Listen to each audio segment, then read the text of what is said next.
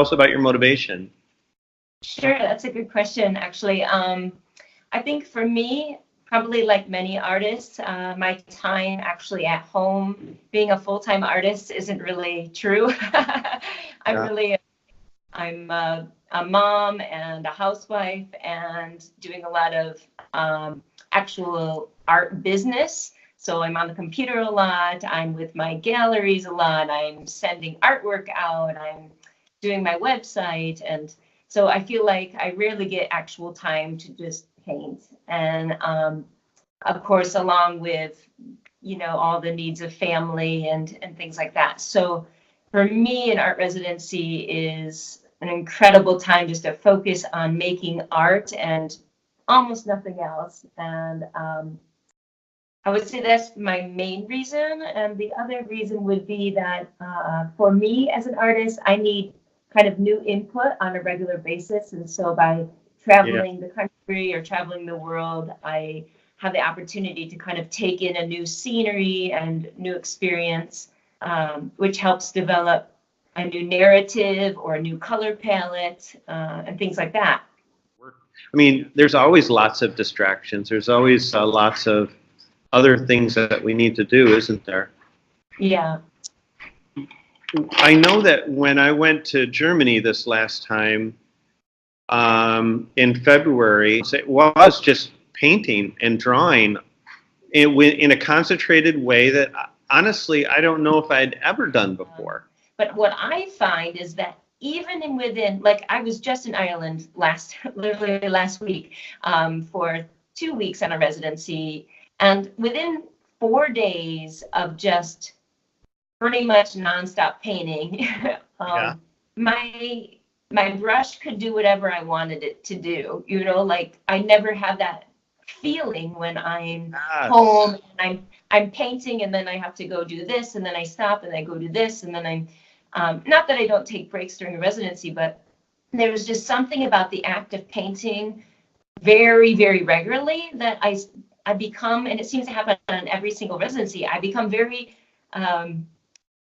fluent. I don't know, my brush Yeah. move. And so. I totally know what you're talking about, and that's actually really exciting because I'm having more time to really focus on making work, and then these concentrated times like we're talking about that happen in a residency because for whatever reason that we give ourselves this time. I'm having the same thing, Rachael. It's like I right now, and I've been painting for over 30 years, I'm like doing things I've never been able to do before. Mm-hmm. Like there's this confidence, boldness, facility. It's like maybe like an athlete, where they're in really concentrated training, and then suddenly they run their first 4-minute mile. Yes. Yes. That's Actually, I do pretty. compare it to athleticism a lot when I talk to people. I mean, the more you practice, the Yeah. more you have amazing abilities. So aside from time and for me experiencing someplace new, a new culture, I can give an example for that. Like when I was in Sicily, I went there specifically because my father's family is from Palermo. And before the residency, I actually took 3 days to tour Palermo and some of the other areas. And by going to some tours, I took in new information. So it wasn't just about visually, but it was also about learning heritage and other things. And that began to affect my artwork. So after I began to do these landscapes, my landscapes took on a new form, a more narrative form that related to family and heritage. And those works became very meaningful, not only to me, but to actually a number of people, because the landscapes were breathing something special in them. I'm feeling like there's a power to a landmass, like a place, like a region, like they're really peculiar to themselves. And when you go, and like I've been doing plein air painting and drawing, I I feel like that's a real good way to tap into kind of, I don't know if you want to say spiritually or, I mean, I think there's a lot of layers. There's the culture, there's a kind of maybe the history and all of that, that when you're art making in a sensitive way, it's almost like you put up this antenna and you start picking up these signals. Do you think that's real?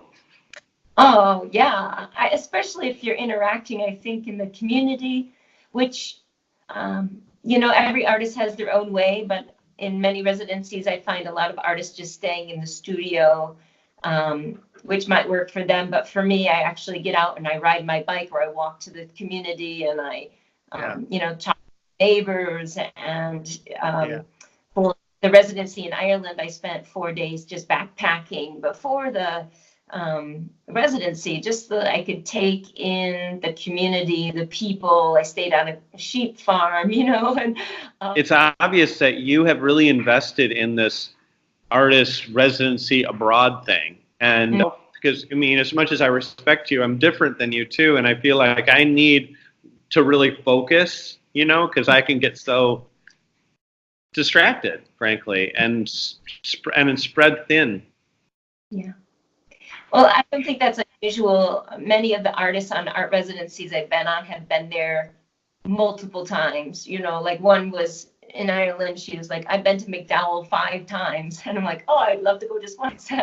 But, in Assisi, there was a woman that had been there, I think, 8 times to the same residency. So for some people, drawn to the same place, it's comfortable. I have to tell you that every residency, I don't get anxiety, but there's a lot you have to figure out. And and if you're worrying about figuring it all out, sometimes you can't paint. And and so I think the comfortability for many people is a way for them to create, whether they're a writer or an artist.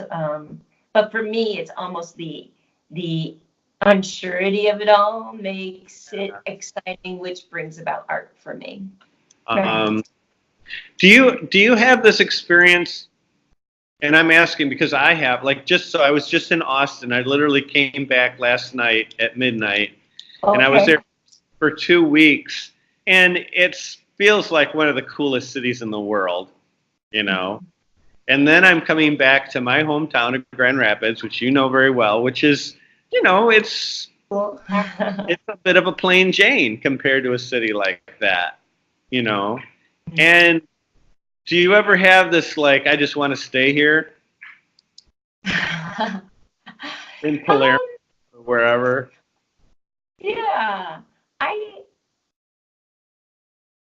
feel like I put out so much. I literally feel like I run a marathon or 5 of them, when I'm at an art residency. For me, it's not, I go and I have a croissant and a cup of espresso or something, but I get back to the studio and most people are amazed at how much work I can produce in just a 2-week time or a week and a half or 3 weeks.